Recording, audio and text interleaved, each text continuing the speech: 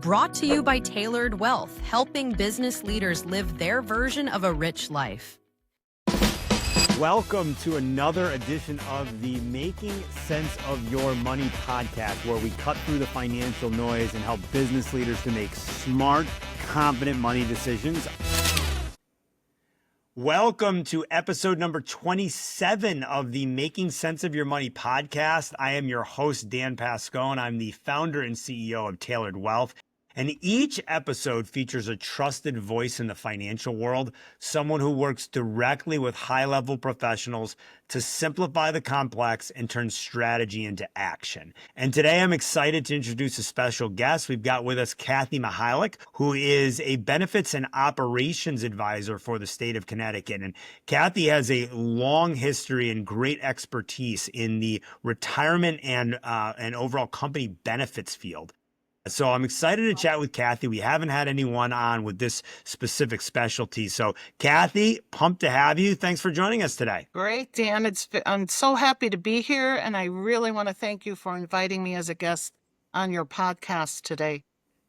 Yeah, we're going to have some fun. And I know we've got a lot to cover. Oh, yeah. Our audience definitely has a lot that they'd like to hear from you. So let's jump right in, Kathy. Why don't you start by just giving us like a quick high level, like 90-second overview of what it is that you do within your career? Yes. Well, my background in HR benefits includes 25 years of corporate experience in industries such as healthcare, IT, and finance, and most recently in the government. Okay. And I started my career actually in pensions, then graduated to 401ks, Bs, executive level benefits, and then I ended up with medical, dental, everything soup to nuts as far as employee benefits are concerned. Wow. I mean, that's there's a lot to get into there. And obviously you touch a lot of the areas that are important to our clients. And a lot of times we're helping them to kind of navigate. So tell us a little bit about what you do today. Like, tell us a little bit about how you advise people today, and then maybe what's been different being in the public sector versus your longstanding history in the private sector. Well, there are actually a lot more similarities than there are differences, which I was amazed. I've been in the public sector for 4 years and spent 25 years in the private sector. So it was an adjustment. However, benefits are benefits no matter what industry you're in. Employees are always anxious about, when they get their, for instance, as a new hire, when they get their benefits package. Most people are overwhelmed, and what they do is they normally have a month before they enroll in their benefits as a new hire. And they do what everyone else does, which I also am guilty of, which is they put the benefits material aside and they say, I'll take a look at that later. And then what happens is you get an email, your first email reminder from HR, your second, and the third tells you you have 3 days. Okay.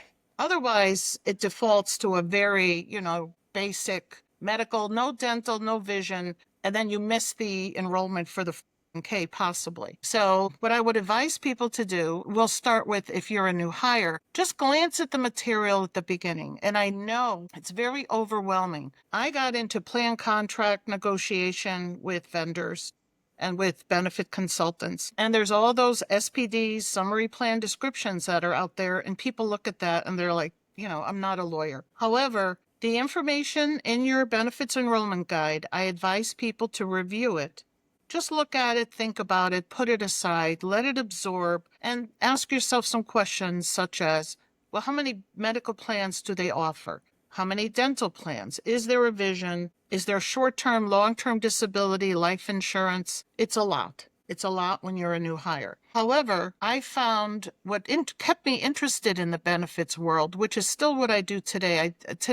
For the state of Connecticut, I work with employers. So I'm giving guidance to other HR members or, I don't know all these people, but I provide guidance as to what they need to do for certain benefits, timeframes, required documents for their insurance plans.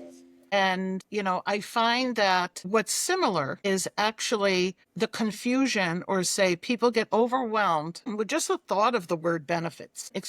People get scared. It's like, it's so complicated. I don't want to deal with it. So whether it's the employer side or the employees, it's like I felt in my career sandwich because it was the executives that were coming with questions. And then you have people who are, maybe without a college degree or without some education, and English may not be their first language. And they're coming to you with different needs and wants. I don't know why I'm losing my voice today. Maybe I didn't have enough coffee. Yeah. But anyway, it's a whole. People have always asked me, why do you enjoy benefits so much? I said, because one day is never like the other. It's so different. So let's dive into this a little bit more. Whether you're advising the HR professionals at private organizations or during employees directly, we work with a number of clients that have gone through job change or are facing job change. Yes. And I always say that during or immediately after you take on a new role is one of the most influential times to be doing custom financial planning. So we engage with a lot of new customers around that time.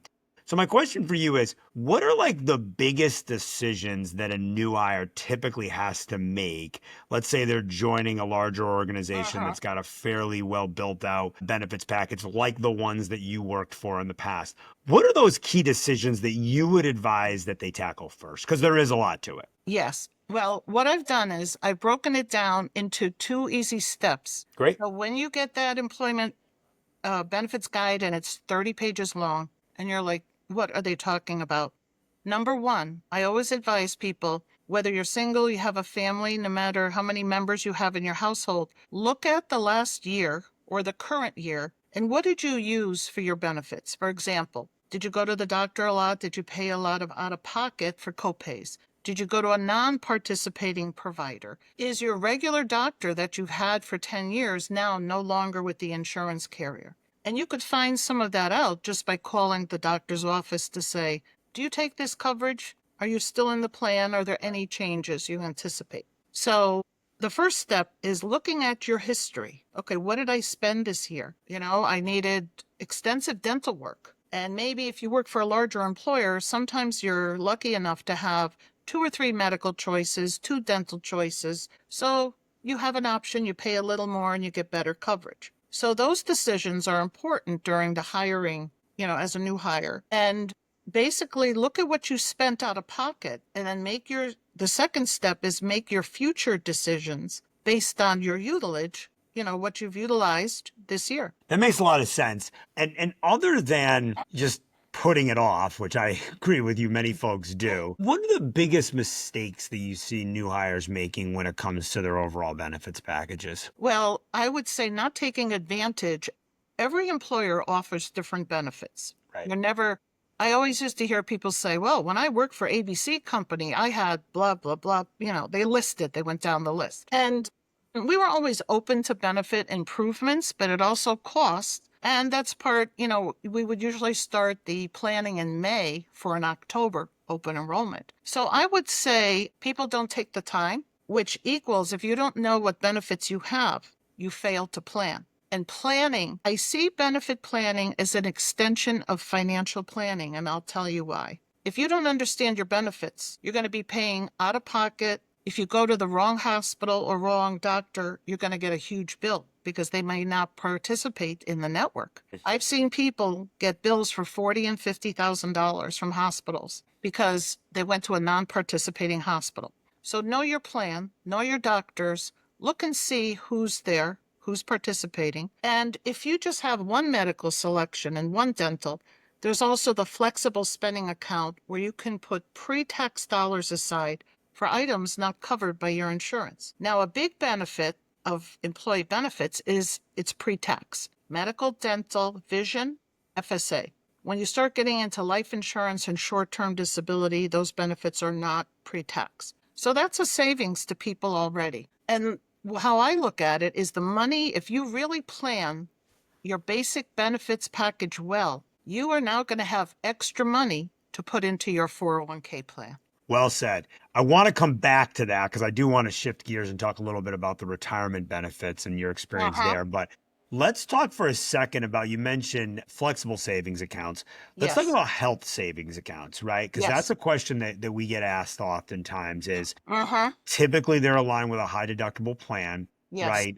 But I always say they've got this sort of triple tax advantage because the money goes in tax free, it grows tax free, and then you can take the money out tax free if it's for medical expenses. So what's been your experience with health savings accounts? And have you had to work with clients to figure out, like, does it make sense to maybe take on that higher deductible plan to get the tax benefits of the health savings account, whether it be now or potentially in the future?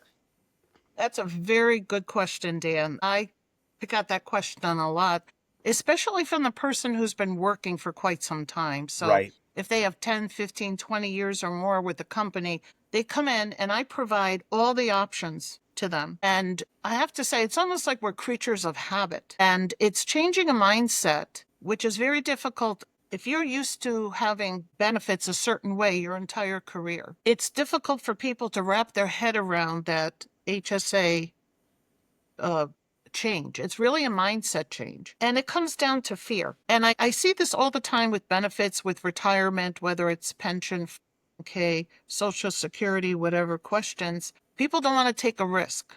It makes sense on paper, but they're very hesitant. The people who have enrolled in that were a little younger and they love it. They're very happy with that HSA plan. So I would say it's almost half and half, kind of mixed. But if you have someone who's set in their ways and like, this is what I've always done and this is what I'm going to stick with, benefits are very personal. And I myself, as an HR professional, learned a lot from individuals, especially employees, about financial wealth just through their questions and through my work. Let's dig into that a little bit further. What kind of typical questions did you get? And tell me how that maybe helped you to grow your expertise in overall financial wellness. Well, when you work in HR, you see a lot of things. Sure. And you see the good and the bad. People come in, if they are having financial difficulty or if they're retiring early because they planned really well. You see very deeply into people's lives. And one thing that I got a lot of career satisfaction out of HR is that I could make a difference in people's lives by providing them with the information they need to then make a better decision for their lives. So one of the biggest lessons I learned early on in my career when I started in pensions was I would be meeting people who make less than, say, $80,000 a year, $60,000, and they would be retiring early. And I wouldn't ask, but people always told me their story. So it's a little more formalized today where you don't have as much time to spend with people. But I would never forget this gentleman came to me and said, I have a rental property, my house, I bought a condo in Florida, it's paid for when I'm retiring. And he wasn't even 60 yet. I think he was maybe 55. So I'm looking at him going, geez, because I was calculating the pension. So I look at your salary for the last 5 years and we go over the retiree medical. And I'm thinking, how did he do it? He had a family, And then I would have people making $800,000 and more a year coming into my office, almost crying because they're filing bankruptcy. Yep. So, one of the key things I learned in my life, I know you need to make a certain amount of money to survive. Right. However, it's not only about how much you make, it's about how much you keep. And people don't realize the importance of small beginnings. I meet a lot of younger people who say, oh, I have a car payment, I have rent, I can't afford to put money in my 401k. Well, some plans may have a 1% requirement, put in 1%. Some employers I work for, you could put in as little as $10 a paycheck. I don't know if that exists anymore, but it may if it's a smaller company. It depends. And I always say to people, I say it to my siblings. My youngest brother, why would he listen to his older sister? And he started a new job. And I said, did you enroll in the 401k? Oh, I don't have the money yet. And I'm thinking, do I have to put on my HR hat again? So, don't discount small beginnings because over time, one thing I've done, someone gave me this advice many years ago, which was extremely helpful. Every time you get a raise, put that money in your 401k as if you don't have it yet. Right. And I know people are like, well, things are expensive. I understand. But if you get a 2 or 3 or 4% raise, put half in your 401k. It's pre-tax. You're saving for your future. And then spend the rest or do whatever, you want to get another car or whatever, go on vacation. But you have to have a plan. And if you don't have a plan, I don't know if it was Henry Ford or who said this. If you don't have a plan, you plan to fail. Yep. 100%. Yeah, you hit on a couple of things there that are important. I mean, it's funny. We were chatting with a brand new client about this actually yesterday, but the idea that you just earn a lot of money doesn't preclude you to being financially well, right? Doesn't No. preclude you to being on a good financial path, because I've seen very, very high earners who are very off the mark with respect to what their long-term goals are. And, you mentioned you enjoy being able to impact and improve people's lives. That's Yes. why we do what we do. It's what gets me out of bed in the morning. It's why I started this business. So that's pretty cool to hear. All right. So you started to chat a little bit about Ks. Let's talk a little bit about retirement programs. What do you see are the biggest challenges? What are the questions that you're typically getting asked when it comes to retirement plans? And what are maybe some of the things that you see that the common employee sometimes misses with respect to their opportunities to save for the future through their employer? Yes, I see it across the spectrum of all ages, whether it's a younger person in their 20s, Right. and people close to 70 struggling because they still need to work or they want to work for, whatever reason. I would say and this might sound a little strange, but saying no to yourself sometimes. I mean, like I know this person who said to me, and I know she makes a decent salary. Well, I can't afford to do, my common charges went up, my mortgage went up or whatever. But then she went out and bought a brand new car because her car was breaking down. And I'm like, okay, a compromise would have been maybe a used car, or could you have fixed that car? And I know, like, I would love a new car. My car's a few years old, but I am making the decision personally. My car payments are literally going into my 457 account. Good for you. And there's a lot of pressure from, living in Fairfield County. There's a lot of pressure to keep up, to have the newest car. Everybody's got, if your car is 1 year old, they're like, oh my goodness, that's old. It's like, well, you really have to look at your life. And it's very hard because there's a lot of peer pressure no matter what age. And I would tell people, make an effort day one, put some money in your 401k. People I know sometimes struggle with maxing out. So the maximum amount you're allowed by the IRS, the catch-up contributions, people struggle with that. But if you inch your way, what is the saying that eventually it wasn't the tortoise and the hare, but eventually the snail reaches the finish line. They do. So, do you really need that car with the fancy? Because people don't, the same person who's not putting any money in their 401k didn't realize the insurance and taxes would go up along with that new car. Right. So now you're paying $1,200 a month and you're working remotely. Like, what sense does that make? Right. So, I mean, I don't want to judge because everyone, you're responsible for your own finances and your own life. But we have to make certain sacrifices today, short term, to meet our long-term goals. I love it. Well said. We certainly do need to do that.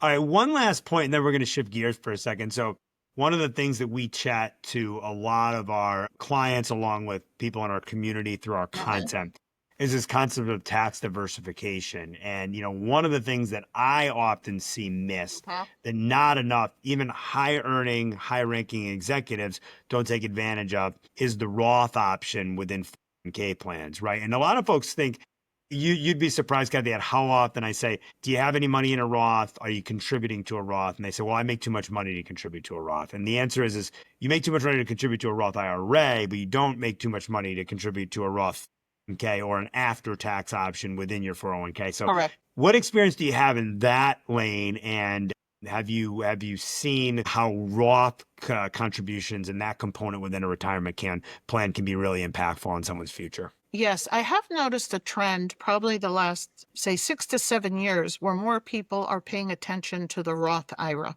Yeah, which is great. And our entire careers, we're always told pre-tax. That's why it's so important to be aware and evaluate at least once a year. What am I doing with where's my 401k stand? Could I be putting money somewhere else? It's been a slow process. As much education as companies or vendors or consultants put out there, I don't know if it's people just think it's too complicated or they don't have the time for it. I wish people, for their benefit, I wish people would just pay more attention. It hits people when they're ready to retire, say 5, 10 years away, and they Sure. realize I have $1 million in my 401k. Oh, I'm all set when I retire. Then they realize their entire career they put pre-tax benefit in, and now you have to pay taxes on it. I have had people say to me, there's the required minimum distribution, Dan. Right. And there are people working, and they have said to me, I don't want that money. You sent me the paperwork. I said, well, it's not the company, it's the government. It's a Right. federal law. I have to do this. He goes, I don't want the money. Because he didn't want to pay taxes on it. So I said, well, here's what's going to happen. Either if you don't complete the paperwork and get it back to me, the government will make that decision for you and then give you the distribution. So I know some of it doesn't make sense, but it is what it is. But people don't realize till maybe 55-ish, they start looking at the tax implications if they look at it then. Yeah, Kathy hit on a couple of key points here that I want to outline for the audience. So when it comes to the Roth versus traditional, and I usually say it's not an either or, it should be an and conversation, right? So doing both, 'cause they both have unique benefits. But to your point, we far too often, sounds like you do as well, see folks that have only contributed to the traditional 401. And then what happens is when they get to retirement, all of their distributions are taxable, and all of their distributions need to be calculated in what you smartly outlined as the required minimum distribution. Whereas the Roth is money that still grows tax deferred. You pay taxes on the money before you contribute, but it grows tax deferred and you get to take the money out tax free and doesn't get calculated toward that required minimum distribution. So that's money that you can get at whenever you choose to. The government doesn't really have any control over that. And the old adage was, well, I'm going to be in a higher tax bracket during my working years. I'm going to be in a lower tax bracket in retirement. But the reality of it is that may not necessarily be the case, right? Because as you have this big retirement 401, that income is taxable. I'll also add to the fact that it's very likely, we just got gifted with a new tax code, but it's very likely the tax rates are going to be higher in the future, right? We don't know exactly. It's going to change from administration to administration, but it's very likely the tax rates are going to be higher in the future.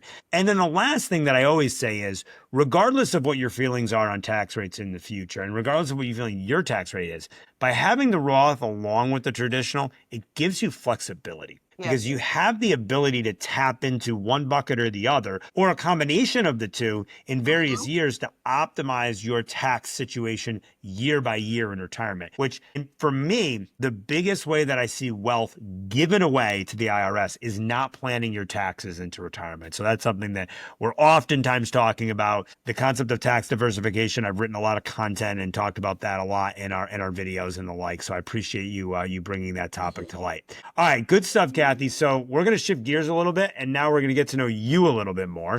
Okay. You are now officially entering into the lightning round, which is always a fun portion of the podcast. We never tell our guests about it ahead of time because we want it to just be organic, raw, authentic, and real. So I'm going to ask you a question. All I ask is you give me the first thought that comes to your mind. It could be a one-word answer. It could be a long, drawn-out thought, whatever makes sense for that question. All right. I'll try to be nice to you, Dan. You ready to go?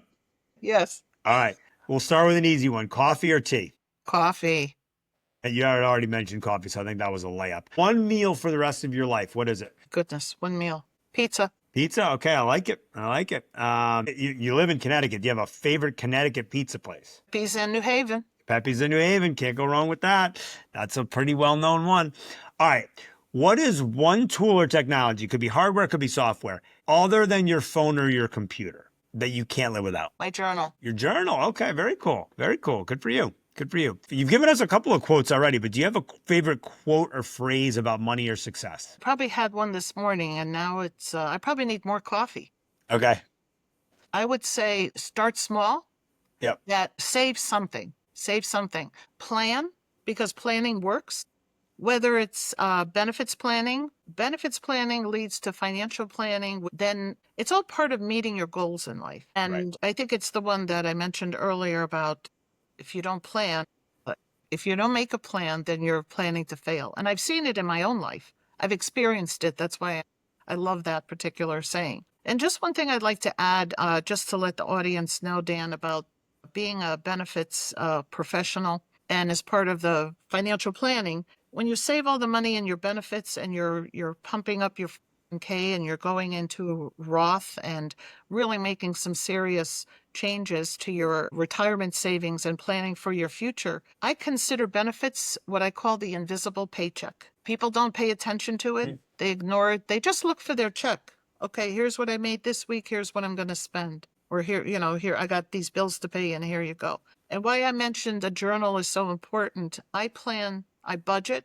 I plan my goals for the day. In my job, at the end of the day, I write down what I need to accomplish the next day. Good for you. It's a small step, not necessarily a quote, but I would say have a plan. That's my message. Have a plan. Call Dan. How's that?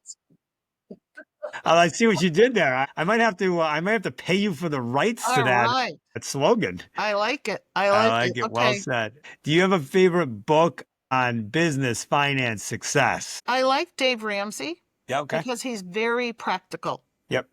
And I think people are afraid a lot of times. People are afraid to come to HR to ask questions. They're embarrassed because they think, oh, I should know this by now. I should know this. Right. So I tell Don't be afraid to ask people. Just No. go and ask. Get the help you deserve. big lesson I learned in HR, which helped me in my life. If you don't ask, you don't know. There you go. Well said. Well said.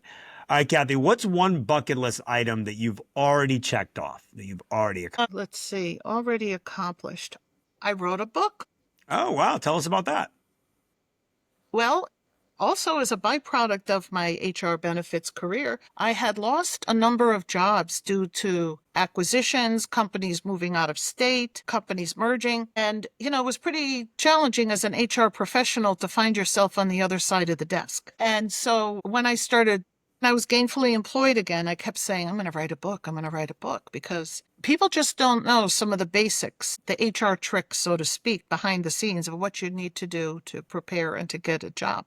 It's a lot more difficult today. So I found a publisher last year. I had searched for a while. The book was published in February of this year, and it's called The VIP Job Search. Okay, very cool. And, I've been doing some talks and people have been buying the book, so I'm very pleased about that. But it incorporates HR tips and a lot of behind the scenes. People ask questions like, why is no one calling me? Or why is this happening? And again, if you lose your job, you have to stay on top of your finances. We could do that in another segment, Dan. I like it. Maybe we'll bring you back for another one. I like it. Very good. Good Sure. stuff. All right. One last one for you, Kathy. If you could give one piece of advice to your younger self, what would it be? Save more money. Save more money? Okay. Yeah. Well, you've been on theme today. I like that. Huh? Very cool. Very cool. All right. And then lastly, you mentioned your book. If our listeners want to get your book, reach out to you, what's the best way to either connect with you or get your book? My book is on Amazon.com, Great. Barnes & Noble, and also Books A Million. And sorry about that. And I'm on LinkedIn. So if anyone has any questions, I'm still connected to an HR networking group and I talk to people and help them in whatever way I can. So LinkedIn would be the best way. Very cool. Very cool. Kathy, thanks so much for joining us. Great discussion. Great insights. Thanks for your time today. Thank you, Dan, for having me. We'll talk soon. Very good. All right. That's it for the episode. As always, you can find all of our content through our content hub at makingsenseofyourmoney.com. Thanks for joining us today. And as always, prioritize your version of a rich life.